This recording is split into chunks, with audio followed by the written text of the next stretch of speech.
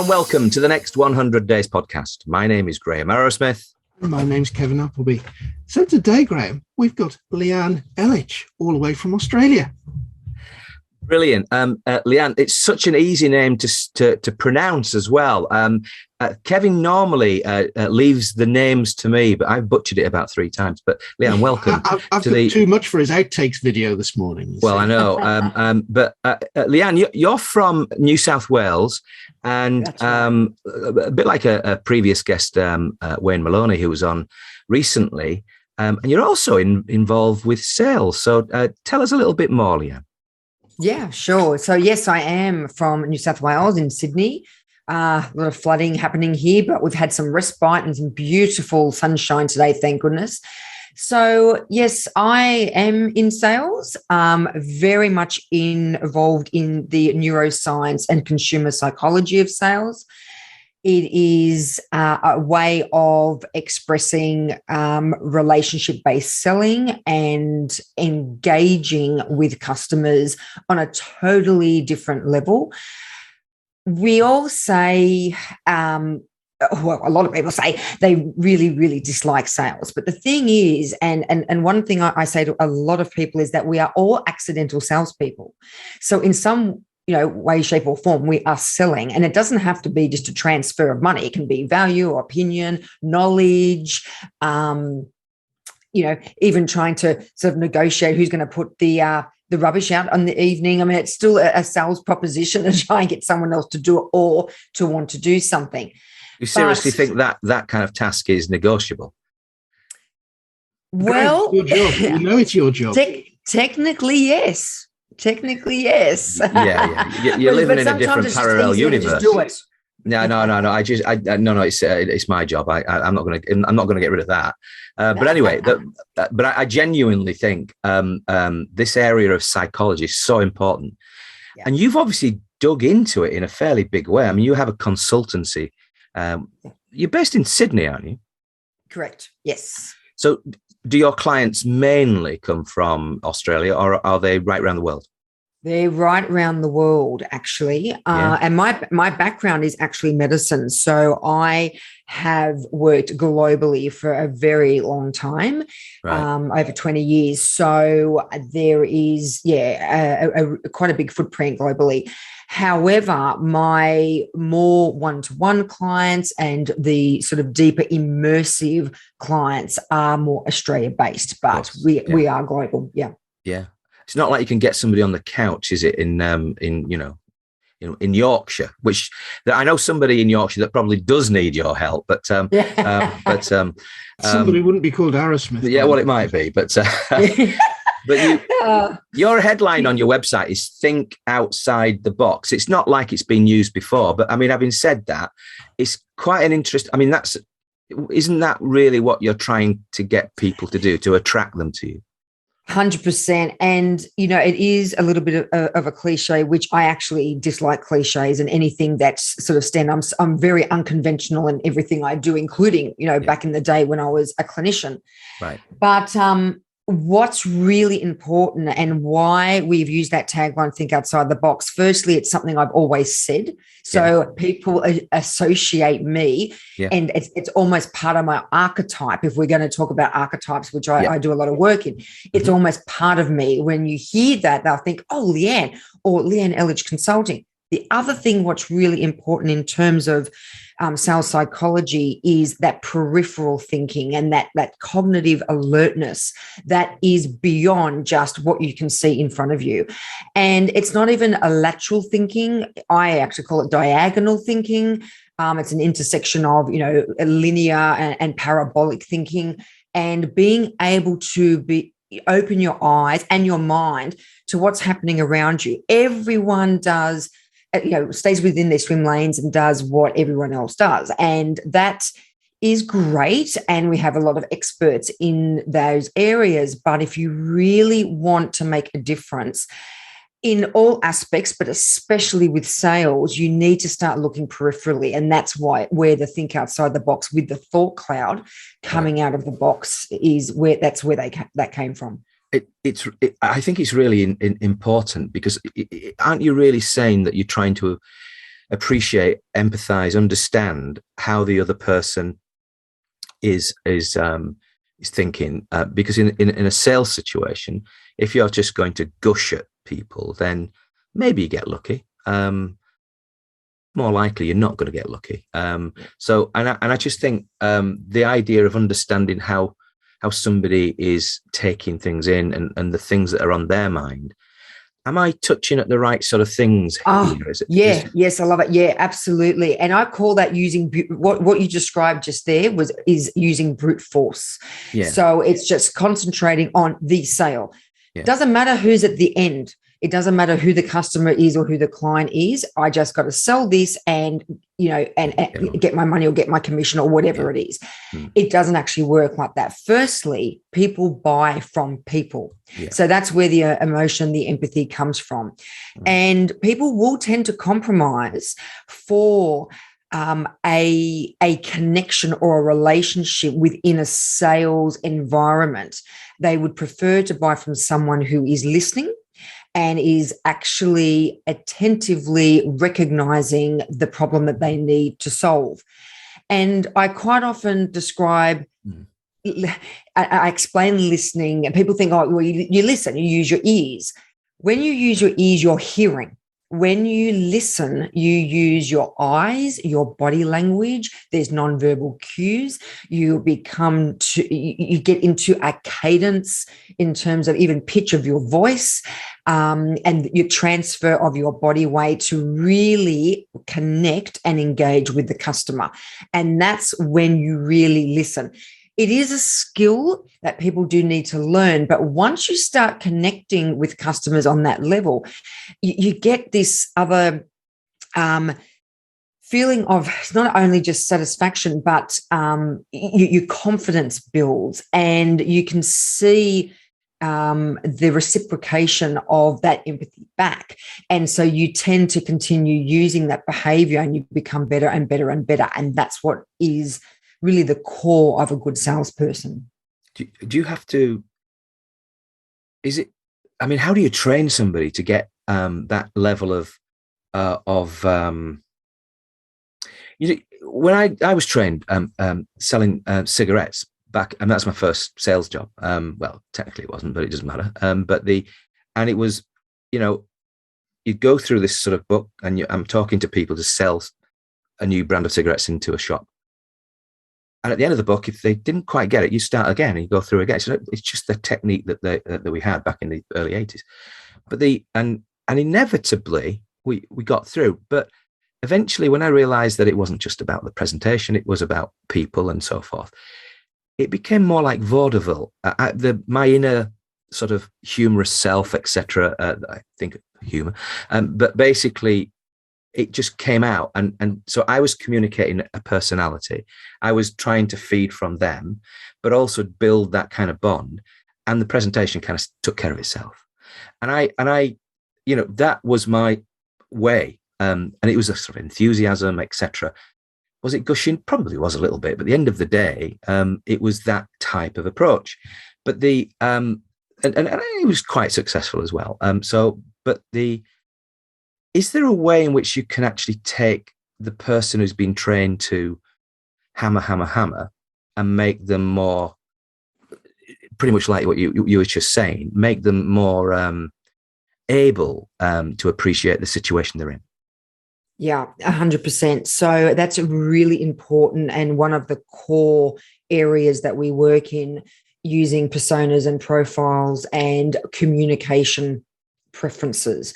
So one big mistake in sales and just in human behavior in general is that we believe that everybody wants to communicate like us because that's our comfort zone. That's what's easy. It comes naturally. It's innate. It's subconscious. But there are lots of personalities and different cultures, all sorts of diversities that come into the way that we need to structure our communication. And one thing in particular is there's a certain, psychometric instrumentation that you can use to be able to profile someone. I mean, DISC for instance, is one. The Jungian archetypes is another.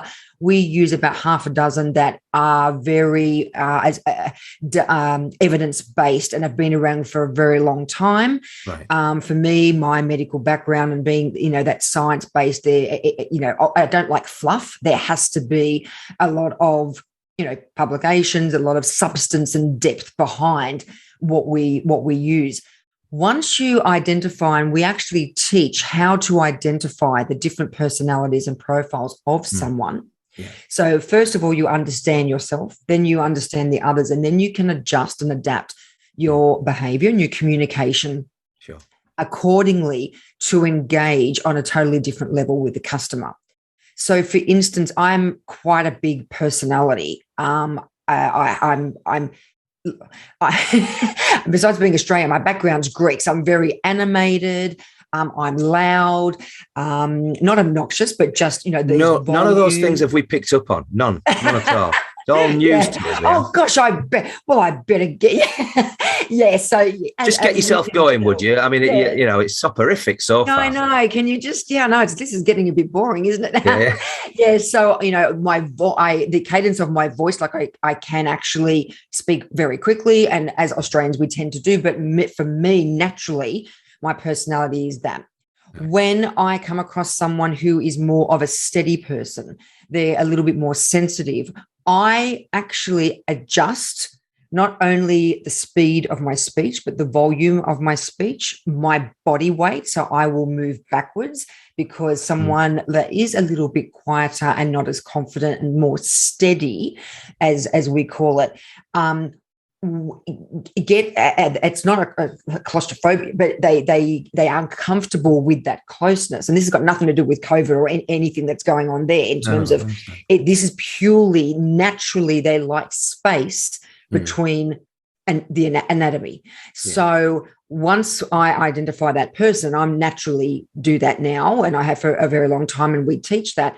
You can then see, okay, this person, I need to smooth and reduce the intensity of my personality to make that person or the customer or the client feel comfortable. Now, I might be out of my comfort zone a little bit, but that doesn't matter because it's the customer that you are trying to engage with. It's the client that you're trying to engage with. And once you learn those skills, it actually starts coming naturally. So not only do we teach and educate our clients, part of our program, what to look for, but we actually then talk about communication preferences and ways when you're in different situations in terms of sales, in terms of conflict, when people are giving feedback, types of emails, the way that you would email someone depending on their personality, whether you have a long email and you start off with, I hope you've been well, or this, those kinds of opening phrases. Some people, they'll look at that and they'll actually just delete it. So it depends on that type of personality and the way that you communicate on all levels, virtually also. I got to say, when somebody says, I hope you're well, have you heard something? Are people gossiping? Do you think I'm, don't buy a Christmas tree, Graham? I mean, what's going on? I mean, it just seems actually, that is so much the start of nearly every email these days. It is, and actually, that was a really bad example because I actually hate that opening line. The reason why I said it is because everybody can relate to it. Yeah. And I actually did a post on LinkedIn about this, and the reason why I actually did a post on, the 5 things to start, what people do wrong in terms of when they open up emails. Yeah. And one of them is, hope you've been well. Well, does that mean that I haven't been? No, I know. Like, it's that anticipation of, well, of course I've been well. Well, are you thinking that I haven't been? So why would you ask that? So there's all, different ways of communicating. And to be honest, this hope you've been well is just it's a filler. They don't want to get straight to the point. Somebody you've got a relationship with and it goes back years and etc. You've known them, then it's quite an understandable thing to say. But somebody who's never met you before, what's my health got to do with you? I mean, then the next paragraph, we want you to buy this stuff, and it Transitioning the text and transitioning that communication is really important. Yeah. And that's the thing. If you're going to start with hope you've been well to a stranger, which is an absolute no-no, you can't then jump straight into we do this, or we offer this deal and we think that you might be interested in this, or we've got a special offer on, and creating that scarcity that if you buy now you'll get 50% off straight into the sales pitch. Yeah. I mean, firstly, that doesn't work. The sales pitch, regardless, it doesn't work whether you know the person or not. But that transition into that language just is, there's no smooth, rhythm, as we call it, conversational rhythm into then the sales. Yeah. That sales pitch. So that's straight into the sales pitch, Leanne. That's something that I'm seeing all the time as people try to connect with me on LinkedIn. And it's you've already said, it's very much about people selling to people, building relationships, communicating in the right way. So instead of that sales pitch, what would you be putting in that initial communication? Yeah, sure. And I can give you a great example because I do this and I connect with a lot of people, and a lot of people connect with me on a daily basis. So especially on LinkedIn.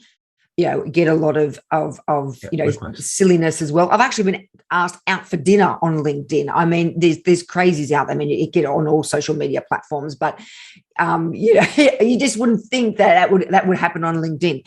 So the first thing, if I connect with someone and they respond and say, "Yep, happy to connect," I will always say thank you and nice to meet you. Always. That's it. It's a one line, or Leanne, there's a one line, that's it. And I've had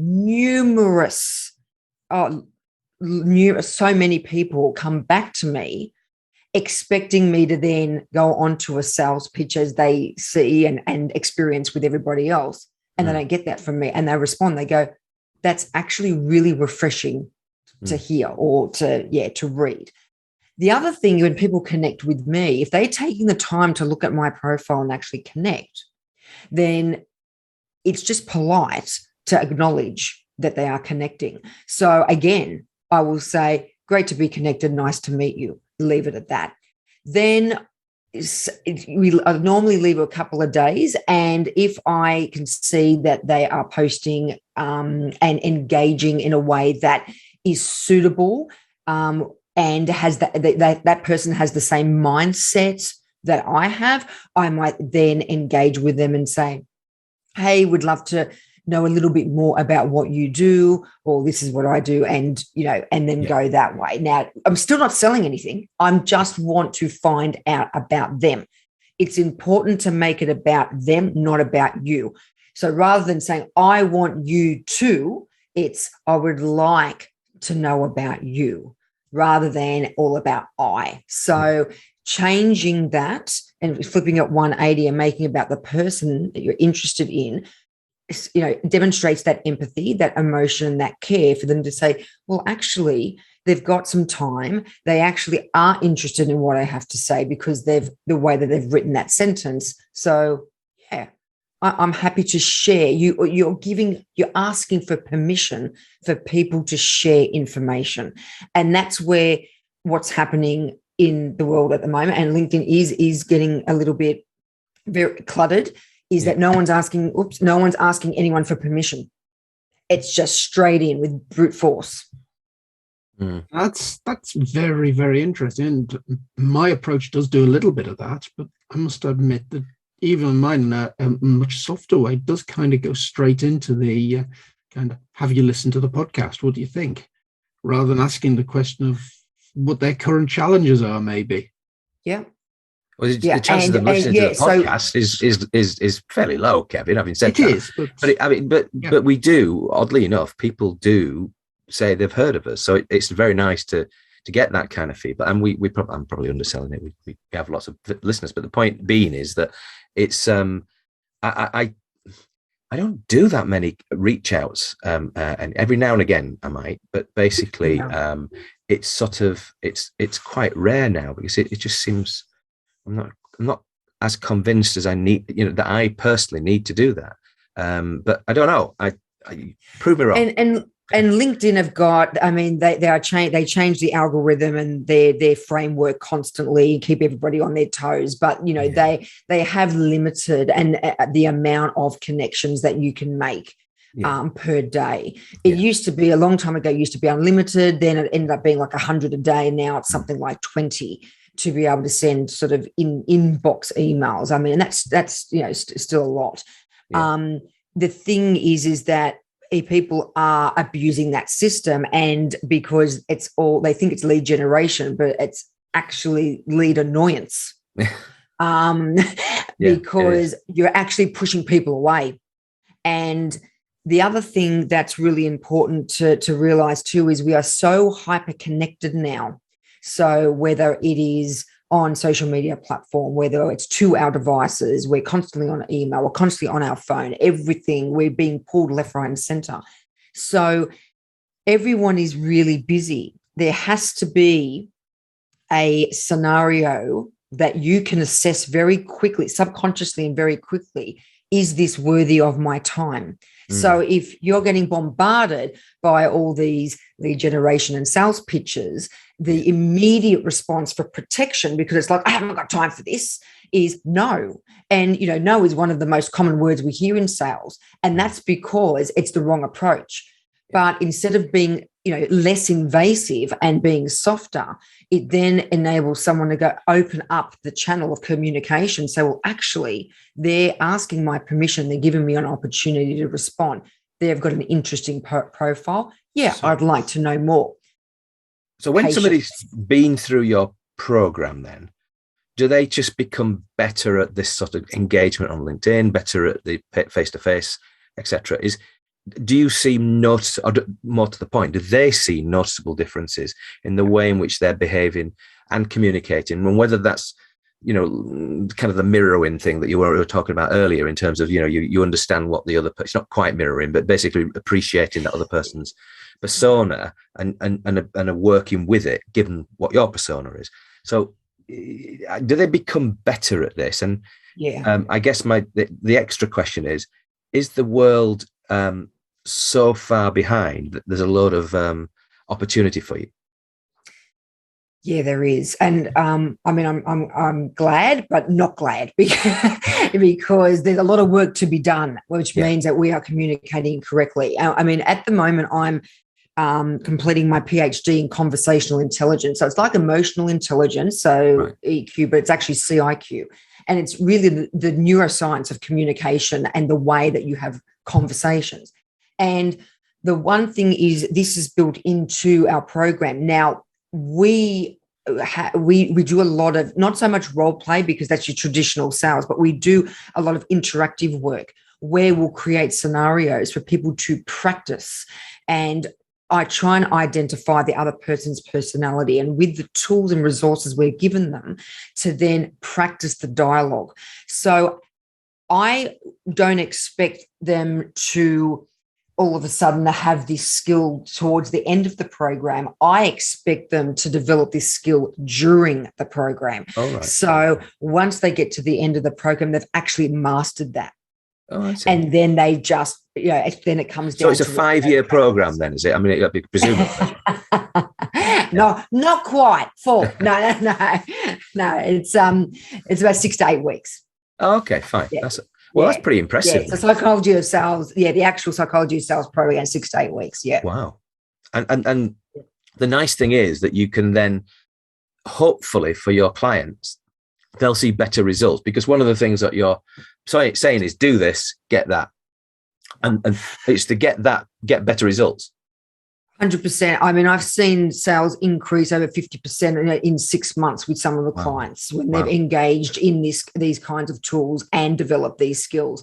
Another thing that I do also is, and this depends on the person, is we then concentrate on their strengths, and we do one-to-one sales psychology. So rather than doing it in a group or within a team, it's an individual. So it's actually perfecting the skills of that person without any other external sort of variables as well. So that's something else that we do when they want to take it further. Once they really understand. And, the way that we teach it, and we do teach the neuroscience behind it, not in great detail, obviously, but getting an understanding of what parts of the brain switch on, switch off, what is needed in terms of when there's biases, and there's lots of biases and assumptions, and, the difference between knowledge and assumption, and how you can open your mind, think outside the box, rather than creating these movies in your head that you think's happening. And where 99% of the time, it's actually not as it seems. So giving people the skills to be able to open their eyes and their minds to then communicate in a way, ask relevant questions and proper questions, and listen, not hear, listen, to be able to then take that sales process further. The one thing for me too that's very, very important, this is something that I've established over the last 20 years, is, you alluded to this earlier on the podcast when we were saying that everybody can sell. Yeah, everybody can sell something once, but can you sell it for 5 years, 10 years, 15 years? And what's really core about what we do is the sustainability of growth. So being able to put these into practice, so you're not only then selling better and building better relationships with customers and clients in that 12 months, but it's going on and on and on and on for sustainable selling. We use a lot of customer journey mapping, where we target the pathways of where the customer sort of travels, and de-risk points where you could potentially lose customers, and what we do to be able to re-engage or get them back. And this is a cycle that goes on for years and years and years, and we concentrate a lot on that. Yeah. What's the journey mapping, Elaine? Leanne, tell me a little bit more about that. So a journey map, so it depends on the business, and it depends, not so much industry specific, but it's more the business, but it can be industry specific, is what happens when a customer subconsciously, say I've got, let's use an example, I've got an orange. Customer is thinking, what past an orange? Never thought of buying an orange before, but I might just think about it. So they think there's this psychological triggers that is now from having seen this orange to the awareness of oranges being available. Then it becomes a desire. So they're starting to think so much. It's like, I really do want to go and buy that orange. This happens a lot actually in this type of emotional selling. With when you buy a property, when you buy a car, that emotion, you always can get connected to it. Yeah. And then you go on to the design, and they'll do their research. And research, should I buy an orange or maybe an apple? Let me just check that the orange is really what I want to do. And then there's the next part of the journey that then goes on, where there's some in marketing that they might see, or when you can strategically place a business or a brand to then ignite that prefrontal cortex to say, I just saw the orange again. So, for instance, when you're going to buy a car and all of a sudden you see that car everywhere, that's because we have triggered the prefrontal cortex to understand and we're primed to look for something that we are actually desiring. So the same thing happens with this orange. Then eventually we'll go to the purchase.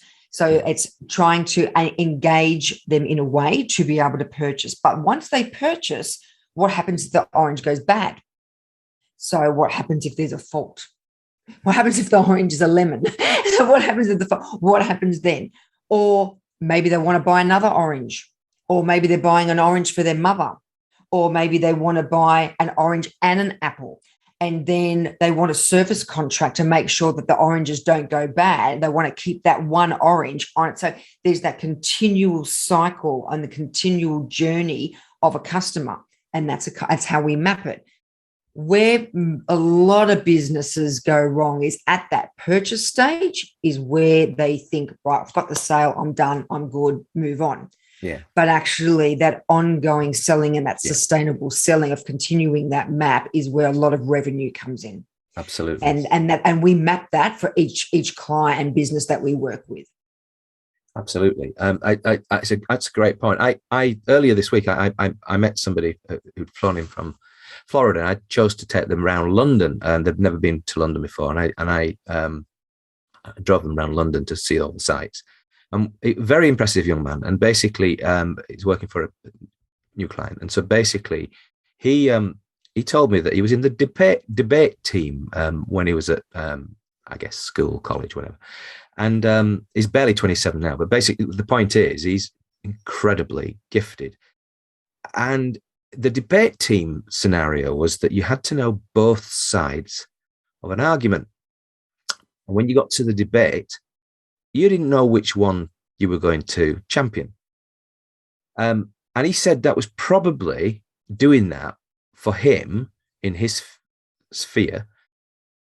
It was probably the most important thing that he could have done in terms of training himself for the kind of work that he's doing now. And it's kind of sales. And, you know, the next day was meeting about 3 billionaires, apparently, which about investing in the company. So basically, it was the idea of mastering the both sides of an argument. Now, I guess you could insert into that things like competition. Yeah, I was just about to say that. Yeah, knowing your competition is the other side of the argument. But you know, I don't know. I mean, salespeople are trained to try and do that, but I don't. You know, to master it, to almost sell from a competitor's point of view. Doubt there's many salespeople doing that. Yeah, that's really important. So we do a lot of competitive matrices, and there was actually a website called Owler. I have a lot of my clients, especially if they're listed and they're bigger corporates. Yeah. Because obviously that information is all made public, and you can go onto Owler and you can share. And subscription isn't very, very much at all. How do you pronounce it? Can you just spell that out for us? Yeah, Owler. Yeah, Owler.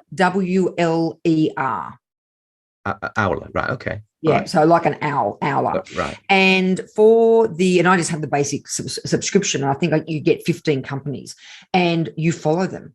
And they have people that do a lot of statistical analysis, and their job is to delve right into these companies to provide statistics and updates on what they're doing, and financial reports and new product releases and staff changes, CEO changes, board changes, and for especially the bigger companies, it's important that you are following your competitors, because you are seeing what they're doing, what you're not doing, or what they're doing, which you shouldn't do. So there's so many things. Knowing your competitors is actually critical to the sales process. Very much so. From that, you can create competitive matrices. Yeah. And it's not just from a company perspective, but from a product perspective. So we do a lot of work with, understanding the difference and knowing the competitor as their archetype and the overarching business, but then the products that they have that are in potentially competition to you. The other thing that's really important then is doing battle cards. So battle cards is where you see specific features and benefits, as they say, or advantages, disadvantages. It's almost like doing sort of a elaborate, SWOT analysis on a particular product, and then what you have in competition. So it's not just they do this, we do this, which is a competitive matrix. It's they do this, and the outcome is that it allows you to buy 3 oranges, where our product only allows you to buy 2. So what can we do to be able to amplify that, or what other features and benefits or other specifications do we have that actually outdo the competitor, and then you concentrate on that. And that's called a competitive battle card, and they're very, very powerful. Wow. I don't know about you, Kevin, but I dare say you'll have a competitive battle card, won't you? I was just thinking that's something that probably need. Look at this entirely from the point of view of our own products. Don't look at the competitors' products at all. And maybe that's something that we should be doing, and emphasizing the differences, the advantages, and so on. I mean, you can position not only yourself as a salesperson, the company, the product in a totally different way when you know what your competitors are doing, and also where their strengths and weaknesses are. especially when you put a compelling value proposition together that emphasizes a strength that you have that your competitor can't meet. So it is so important to actually, and the reason why companies don't do it is because they don't have time. They're so concentrated on their own products and their own, sales and their own metrics and KPIs and their staff and the team and, personal professional development, that all that is consuming within the business because you're within the business and immersed in the business. But what's going on around you in the periphery, we talked about the periphery before and the diagonal thinking, could actually be detrimental to your business. So you need to know what's going on, and that includes the direct periphery, which are your competitors. And I suppose if you feel as though you're the only player in the space, then you can become very complacent. And I think that's possibly where we've come from, that we think that we're reasonably unique in a lot of things we do. But I think that's probably the case for actually doing the exercise and saying, what else is out there? It's like being a Man United fan. They call themselves United.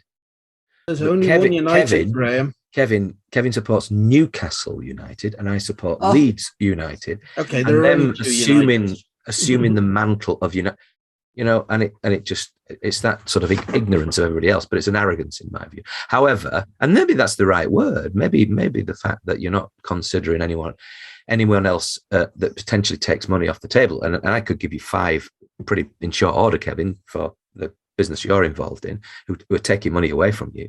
But basically, the issue I think is that Leanne will come along, and presumably she will open up that space in your mind for you to be able to appreciate what's going on around you. Is that it, Leanne? Is that how you work? Yeah, 100%. And then act on it. I might give you that perspective and give you that space to open your mind and look what's there, but you got to do something about it. And that's we help with that, and we structure frameworks and methodologies to actually work that out. Yeah. Absolutely. And the thing is too is that that complacency is more common than you think, especially when there is and in what we do is unique too. But I'm always on the hunt looking at what other people are doing. Just out of, I have this thirst for knowledge and learning anyway, and just seeing what else is out there. But you've got to stay on your toes, because the minute that you relax, we all want to relax, but the minute that you sort of relax and take a step back and go, I've got this under control, and, there's no one's going to invade my space, you've got someone that steps in and overtakes you without you even realizing, to a point where you actually can't keep up. Yeah. And I have seen this happen with especially large organizations that have been extremely successful and have literally imploded within 12 months. Yeah. Are most of your businesses big, or do you deal with an awful lot of small businesses? Yeah, I do. So a lot of SMEs, and then large corporates. Not as many startups, because startups is sort of there in a different space. Yeah. Happy to help them, but it is a very really different type of program for that. Yeah. I see. Okay. And which do you prefer? Big companies because they pay you more, or the small companies because they're probably going to do what you're going to tell them? I like the small to mediums because they invite you to step into their world a lot more than the bigger companies, and I can really immerse myself in their business. Plus, they get a lot more out of it, and they got this hunger for impact and change as well. So it's a wild guess, but you're probably going to annoy a few big companies, though, aren't you? Because you are quite. Yeah, I already am. I love ruffling feathers. Yeah, I know. I've ruffled feathers my entire career. Yeah, and for that reason, I know from personal experience that you're probably going to annoy a few people along the way, but certainly in corporate settings. But I know you don't set out to do that. But no. Sometimes the changes that you're discussing are too much for them because they don't do change. Yeah, and that does become problematic. And it's also, again, selling the concept of change. So even when they've engaged with me to work with them, you need buy-in from everybody that is, contributing to that part of whether it's any kind of change management or adaptation. Sure. So I then need to put even working with them and in their business, then put a compelling value proposition together to get them on board and to get them to come with me, hop on the bus and let's go. But, so I'm constantly selling along the whole process and the whole way, even when I'm immersed in someone's business. I think it's unfair. One of the best sales directors I had was a finance director by trade, sort of thing. And people aren't salesmen, Graham. Come on, tell me more. Tell me more. This one was a really, really good motivator. He did lots and lots of things, but I took an MBA and I was really scared, right? I was really scared because the guy before me, younger than me, brighter than me, in all ways, he basically got a distinction, same university, etc., etc. So a year later, I'm taking it. And I'm thinking, God, how can I match that? I'm going to have to match it. And all he said is, you're going to do well. You affected some sort of words like that. Just basically saying, you won't just do well, you'll do very well. And here we are, I don't know, 20 odd years later, more probably. And it still sticks with me. He was a great motivator. And I think because he was a finance director, he knew where all the money was, which also led to great parties and all the rest of it, flying first class to America. But hey, it's gone now. But the thing about it is he was a great motivator. But you're a scientist, aren't you? Yeah, my background. But you're also great at sales, so it is a bit unfair. I mean, you. Well, the thing and Kevin's a great salesperson as well. He just wouldn't admit it. The thing is people say to me, oh, it's such, because, my career journey has been very unusual. And they say from being in radiation oncology and dealing with cancer patients and then moving into, where I started into medical business. And that's when I really got into the behavioral science and the neuroscience and consumer psychology. Yeah. But as a clinician, and when you have patients, you're still selling to them. Because especially in an emotional environment in terms of, cancer patients and malignancies and a terminal illness, there is so much emotion that is happening in terms of, oh my gosh, they're just been faced with their mortality and they don't know what's happening. And then I put together a plan of action to make them feel better or to try and manage their pain or manage their disease. So then that you can, head into remission. Yeah. But I have to put a good, value proposition together to get them to go, okay, I'll give this a go. I'll have radiotherapy or I'll consent to chemotherapy. Potentially both forms of therapy are lethal, but we're going to use them for good. And we do that. And that's how it works. So and having that emotional connection with a patient, plus I did a lot of pediatric work. So newborns to 18 years for about 7 years was mainly most of my patients. So again, that empathy and that emotion basically picked up that model. And when I got headhunted to join the medical devices company, I then placed it into then did exactly the same thing, but it was customers and clients. And that's where that emotion just, generated this hunger for me to learn more about the behavior of salespeople and customers and how you can influence, not manipulate, but influence them to come into your sphere and say, yes, I want to purchase from you and I want to work with you or I want to be part of your world. Yeah. I don't know whether I should ask this question, but was your work looking after people going through hell with cancer more important than the work that you're doing now to you? So no, I think they're both just as important. My transition from the clinic to business was purely patient related. Right. So I would have about, treat about 300 patients a year. I saw the opportunity for me to be able to help 200,000 patients a year, stepping into a business role that went global and looking after Australasia. I then ended up working in the US, in the UK, in Europe, a lot of work in Southeast Asia, in Seoul. I used to do a lot of lecturing in Korea. And that I feel that I predicted it, I was hoping, I sort of predicted it, didn't know if it would come to fruition, but it did, that I would have a lot more of an impact patients just locally and globally. The work that I do now is not just medical. I have very diverse clientele now, which is great. But they too have to service people when they might not be patients, but they are, they could be patients in some respect, but not with a terminal illness, but they are solving a problem as well. Yeah. Now, the problem is just a different problem. And I have the skills to be able to support them and help them do that, and do that successfully, and do it for a long period of time. So to answer your question, they're both just as important. It's a great answer. To be honest with you, there was such a lot of evidence of what you said earlier in terms of what you did before and the kind of people that you're helping with. There's a very emotive side of that. And then sales by definition isn't quite as important, but it is, because actually if you sell stuff, then things move around, and then that generates the money so we can help people so it's actually, it was probably an unfair, but it's helpful because there's not many people like you that've got transition from one to the other. You're quite unique. Yes. And I am. And I get told that a lot. My skill set's very unique. My academic profile is very unique as well, studying around the world.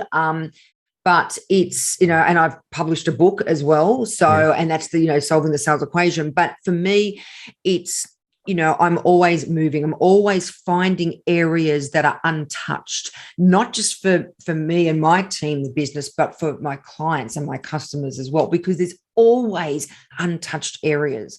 But to find them, you got to think outside the box. You've got to look at that periphery. You absolutely have to, because when you are inside, boundaries, everyone is there because it's safe.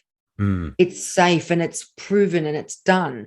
But to make significant impact and to make a difference, I took a massive risk moving from the clinic and going into private business.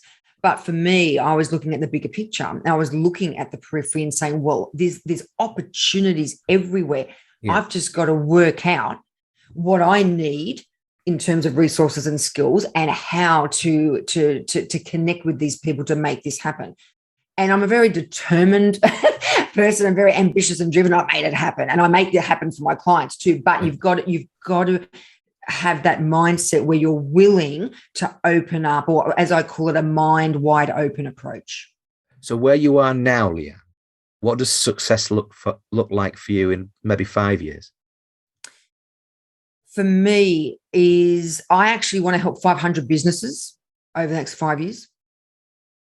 That is one milestone. I know it's a lot, but in any capacity, even if it's in just one-to-one, do a lot of executive and leadership mentoring, coaching too. Even if it's in doing that, not doing the sales psychology program, in any capacity that I can do to have over 5 years, 500 businesses that I'm impacting. I actually want to. One thing for me is to just see these businesses grow. I want my business to grow as well. I like to see more ethical selling and and less invasive selling. Why do you want to be more ethical? Because there's a lot of trickery and manipulation amongst sales teams and businesses, and I've experienced myself firsthand. And it's not the right way to go about. Never going to stop though, is it? Is it? It's not. But if we can reduce it and be more ethical, then that's a sure. Very I'll do what ambition. Yeah. I mean, you're never going to stop anything, and there's always new things that happen. But if I can make some kind of impact, that would be great. I think nothing wrong with that approach. It's more about, at the moment, there seems to be so many different things. Whether you're revising, children's books because hey, 100 years ago, life was different. And we're so precious now. We can't possibly, we're so offended by it. At the end of the day, the sales process is what you're focused on now. And it seems that, there are these techniques that you could potentially deploy to actually manipulate people. But in a way, you're training people to be able to manipulate people. Absolutely not. Well, perhaps the wrong word, I'm training Leanne. people to give them the skills to create influence. Okay. Yeah. Okay. Manipulation is a negative term. Manipulation is a negative term. Influence is neutral. I'll buy influence, but it's still influencing somebody to something that hopefully they want. 100%. Yeah. And the thing is that it's got to meet their needs. It's got to solve their problem. But quite often they don't know that they've got the problem, or they don't know how to solve it. And, an ethical salesperson will identify that. Got you. Good answer. You can't argue with Leanne, can you? Let's face it. I think, Graham, before you dig yourself an even bigger hole. No, I think I love a healthy debate and talking about this, because it is a little bit controversial what I'm doing as well, which that just ignites me even more. But at the end of the day, the outcomes are all for good. Yeah, and there should be. No, they should be, and that's. I'm not in favor of manipulation. I'm just saying that techniques like that can be taught, and and so, but you're not doing that, and that's the good thing is that you're the people that you handle are better for it. They're going to perform in a better way, and the people that they're working with are going to appreciate their input. So I think more power to you. You've been a brilliant guest on the Next 100 Days podcast. Thanks very much indeed. Thank you. Thanks for having me. But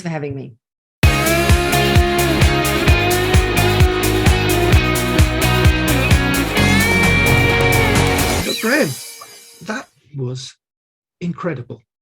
There was so much in the conversation. The first thing that stands out to me, and I'm minded of the podcast we recorded. Do you remember Merrick Rosenberg and his 4 birds? And all about adapting your communication style. And that message came over once again. Understand your own style and then modify it for the other 3. It's psychology, isn't it? And if you don't modify to the other person, then you're just going to project whoever you are. And if they don't know how to link to you, how to appreciate you, then you really need Leanne. You need her and her experience to help you sort of move toward a situation where you can be more things to more people to make more impact. And I think those are the her website's very thorough, loads of resources on there, and so you can connect to her. And the way in which you would do that is Leanne, that's spelled Leanne. I'm going to say Elich, which is ELICH, consulting.com. That's her website. There'll be a link to her website on our show notes. So today, Kevin, it's been another great podcast, this time about sales psychology. Can't wait until we do the next one. So today, I've been Graham Arrowsmith. I've been Kevin Appleby. Goodbye. Goodbye.